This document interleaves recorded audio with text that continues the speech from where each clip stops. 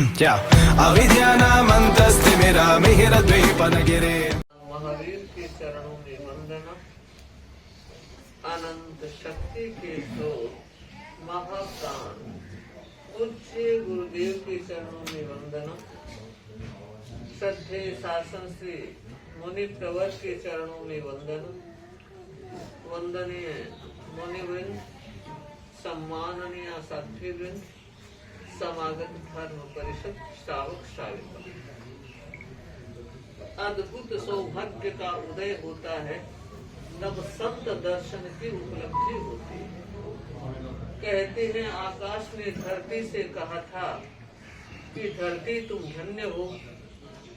धरती ने आकाश से कहा तुम भी मुझसे कम नहीं हो, तुम्हारे पास भी अकूट संपदा है।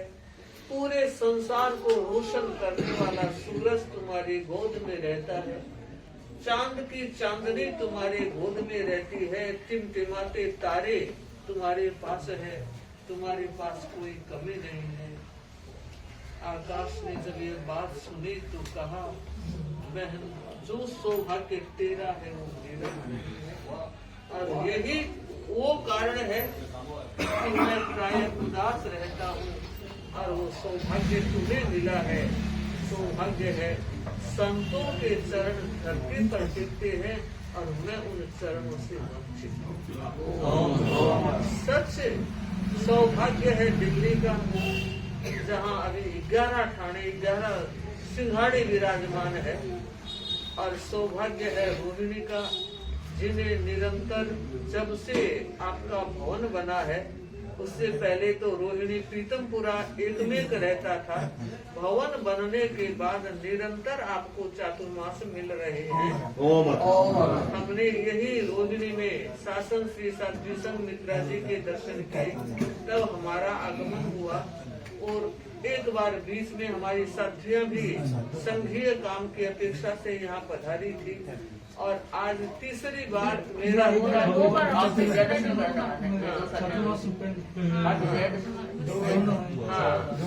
ऐसे चौथी बार हो गया। हमारा तीसरी बार सतियों का रोहिणी में आपसे मिलना पहली बार हो रहा है। रोहिणी में हमारे वर्ग का 4 बार पदार्पण हो चुका है। अब मैं बात कर रही हूँ कि मनुष्य का जो जीवन है हम सबके लिए प्रेरणा। एक बेटा बाप के पास गया और कहा पिताश्री आपका गुर मुझे बताओ, आपने जो इतना नाम कमाया है और व्यापार बढ़ाया है, मैं ऐसा सोचता हूँ कि आप जैसी काबिलियत मुझमें नहीं है, आपसे भी छुपी नहीं है, पर मैं चाहता हूँ आप मुझे ऐसा कुछ बता दो तो मैं भी मालो माल बना रहूं और आपका नाम रोशन करता रहूं। पिता इस बात को जानता था कि हर व्यक्ति में हर गुण नहीं होते। पिता ने कुछ समय के बाद उसे बुलाया और कहा आज एक चीज देता हूँ, तू मालो माल हो जाएगा। तू ही नहीं तेरी अगली 2-3 पीढ़ियां भी अगर आराम से चलेगी तो कमी नहीं आएगी। और उसने एक डिब्बी खोल कर बताया कि इसमें 2 हीरे हैं, एक असली हीरा है, एक नकली हीरा है, लेकिन देखने में दोनों बराबर एक जैसे लग रहे थे। तो उसने कहा तो एक काम करना। बेटे ने कहा बस 2 हीरे उसमें एक नकली है तो एक से क्या 3 पीढ़ियां करेगी। मेरी बात आगे सुन, और मैं आप सबसे कहना चाहूंगी पेशेंस थोड़ा होना चाहिए। हम क्या करते हैं आधी बात सुनने के पहले पूरा जवाब दे देते हैं, और यही हमारी गड़बड़ी हो जाती है जो सामूहिकता को सर्च बनाए रखने में रोक लगाती है। उसने कहा तू जितने भी राजा लोग हैं 4-5 के पास चले जाओगे काम हो जाएगा। उनको जाकर ये कहना महाराज ये 2 हीरे हैं, इसमें असली कौन सा है नकली कौन सा है। जिस किसी ने आप में से किसी ने भी अगर ये बता दिया ये हीरा असली है ये हीरा नकली है तो असली हीरा मैं आपको दे दूंगा। उसके पैर के नीचे की धरती खिसकी। पिताश्री क्या कह रहे हो? कि तू सुन, आराम से सुन। और उसको ये कहना, अगर ना बता पाए तो 101 शेर सोना मैं लूंगा। खजाने में सोने की कमी नहीं होती। अगर हीरा पहचान लिया तो हीरा आपको दूंगा, और नहीं पहचाना तो मैं 101 शेर सोना लूंगा। राजा के पास गया और वो चमकी हीरे देखे, शर्त सुनी। तो राजा ने सोचा, अगर मैं ऐसे लौटा दूंगा तो मेरी बेइज्जती होगी कि राजा के खजाने में सोना नहीं होगा, इसलिए लौटा दिया।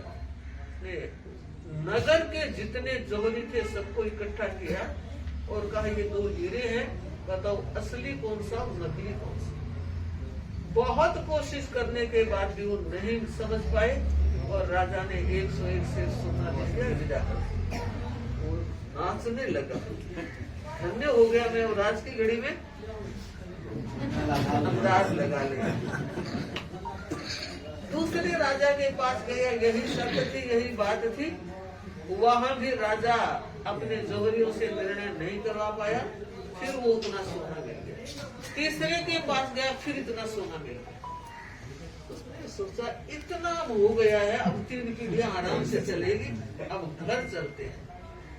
उसके मन में आया कि नहीं, पिताश्री ने कहा था 5-7 के पास तो जाना, तो थोड़ा सा और बढ़ना चाहिए। 2 के पास हो गया, 4 के पास चलने के बाद उसने सोचा अब नहीं। फिर कहा, पिताश्री ने कहा 5-7 के पास, बस अब लास्ट है। 5वें के पास गया, तो राजा का उसका दरबार लगा हुआ था और इतने ज्यादा लोग थे कि जो उसका हॉल था वो छोटा पड़ रहा था। विशेष कार्यक्रम था तो खुले मैदान में कार्यक्रम हो रहा था। वहां वो व्यक्ति पहुंचता है और देखता है पूरी जगह लोगों से भरी है, और जैसे आज कुछ लोग खड़े हैं तो मेरे मन में आते हैं, इतनी देर हो गई खड़े के खड़े सुन रहे हैं। तो वहां भी ऐसा ही माहौल था। जब उसने अपनी बात कही तो उस समय सारे लोग इकट्ठे थे, जोहरी भी थे और अन जोहरी जो नॉन जोहरी वो भी थे। तो राजा ने जोहरियों को आगे बुलाया और कहा, ये हीरा है, देखो। किसी की समझ में नहीं आया। उस समय आप देखिए, एक जन्मांध व्यक्ति जिसे हम प्रज्ञा चक्षु कहेंगे, वो वहां बैठा। सारी बातें उसने सुनी और उसने कहा, अंदाता एक मौका मुझे दीजिए। सारे जोर से तालियां बजा के हंसने लगे कि आंख वालों ने नहीं बताया तो बिना आंख वाला क्या बताएगा। तो राजा ने कहा, ना बताना तो सामने है ही, अगर एक व्यक्ति मांग रहा है तो मौका देना चाहिए। मुझे लगता है आप सबको भी एक बात कहना चाहूंगी, घर परिवार में हर व्यक्ति को विकास का अवसर मिलना चाहिए। जैसा कि आज हमने मुनि प्रवर के सिंगाड़े को पहली बार देखा और तीनों संतों की प्रस्तुति देखी तो मन प्रसन्न हो गया, यूं कहूं जिसोरा हो गया। सच में तीनों ही मुनि प्रवर अपने अपने ढंग से मुनिश्री ने अच्छे तैयार किए हैं, और हर अग्रगामी का यह दायित्व होता है कि वह अपने सहगामी को तैयार करे, क्योंकि यह धर्म संघ के हम बहुत बड़े कर्जदार हैं। ये कर्ज उतारने का एक मौका होता है जो हमें प्राप्त हुआ है, क्योंकि संघ में जितने लोग, जितने साधु संत परफेक्ट होंगे, संघ की प्रभावना उससे ही ज्यादा होगी और श्रावकों की सार संभाल भी तो उसी से होगी। उसको मौका दिया गया, उसने दोनों हीरे अपनी मुट्ठी में बंद कर लिए और थोड़ी देर के बाद मुट्ठी खोल कर कहा, अंदाता यह असली हीरा है, यह नकली हीरा। समझ में नहीं आया। पूछा गया उस व्यक्ति से कि बोलो परीक्षण सही है? कि बिल्कुल सही। सबके से चक्कर खाने लगी। एक बिना आंख वाले व्यक्ति ने कैसे बता दिया? उसने कहा, अंदाता जो नकली हीरा था वो गर्म हो गया, जो असली हीरा था वो ठंडा हो गया। तो मुनिश्री आप असली हीरे, आपके ठंडे शीतल शालीन व्यवहार से पूरा रोहिणी गदगद है। और हम जब भी सुनते हमें अत्यंत प्रसन्नता की अनुभूति होती। धन्य है हमारे ऐसे मुनिवर। एक तरफ विद्वता है और वो बहुत जरूरी है, दूसरी तरफ साधना है, वो उससे ऊपर है, और तीसरी व्यवहार की शीतलता, वो सर्वोपरि। कोई व्यक्ति विद्वान हो सकता है, साधनाशील हो सकता है, मगर शांत रहना बहुत बड़ी बात है। तो हम मनुष्य आपके जीवन से ये सीखें, अपने जीवन को धन्य बनाएं। और आप लोगों को भी कहना चाहूंगी, संत हर कोई नहीं बन सकता, मगर शांत रहने का प्रयास तो किया ही जाता।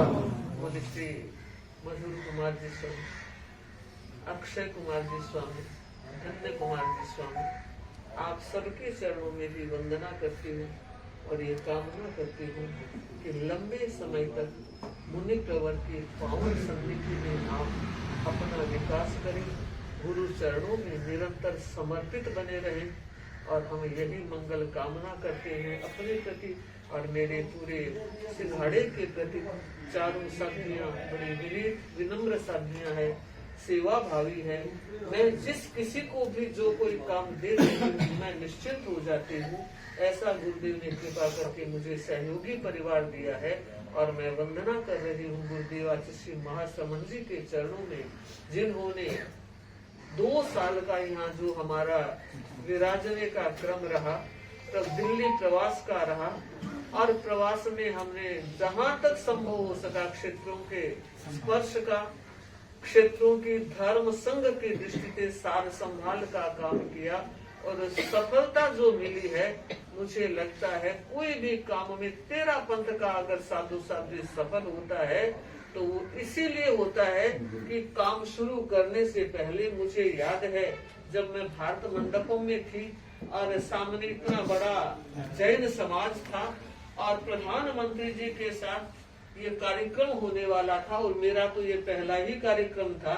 तो मैंने तो आंख बंद कर गुरुदेव को याद किया कि गुरुदेव इस कार्यक्रम में आपने मुझे कृपा कराई है, तो ऊर्जा दे, प्रेरणा दे और आशीर्वाद दे। और मुझे जब मैंने आंख बंद की तो मुझे लगा कि गुरु से मुझे ऊर्जा मिल रही है और उसी बदौलत मैं सफल हुई और कार्यक्रम धर्म संघ की शोभा बढ़ाने वाला हुआ। तो मुनि प्रवर आपके चरणों में और दिल्ली श्रावक समाज से यह कहना चाह रही हूँ कि आप लोग, हम लोग अब शिवांशी मालिनी की यात्रा में जा रहे हैं, पर अभी तक के अंदाज से मुनिश्री यही विराज रहे हैं। तो गुरुदेव का अगला जो निर्देश जैसा होगा, जितना समय मिले आप पूरा लाभ ले। और मुनिश्री के चरणों में सविनय निवेदन कर रही हूँ कि हम दिल्ली के प्रवास को सफल प्रवास के साथ और लोगों की अच्छी मंगल भावना के साथ हम जा रहे हैं। अब आप हमें शिवांशी मालाने का आशीर्वाद दें कि वहाँ हम धर्म संघ की सेवा और प्रभावना कर सके और अपने संयम साधना को शिखर का स्पर्श दे सके। इसी क्या अविद्यानामन्तस्तिमिरा मिहिरद्वीपनगिरे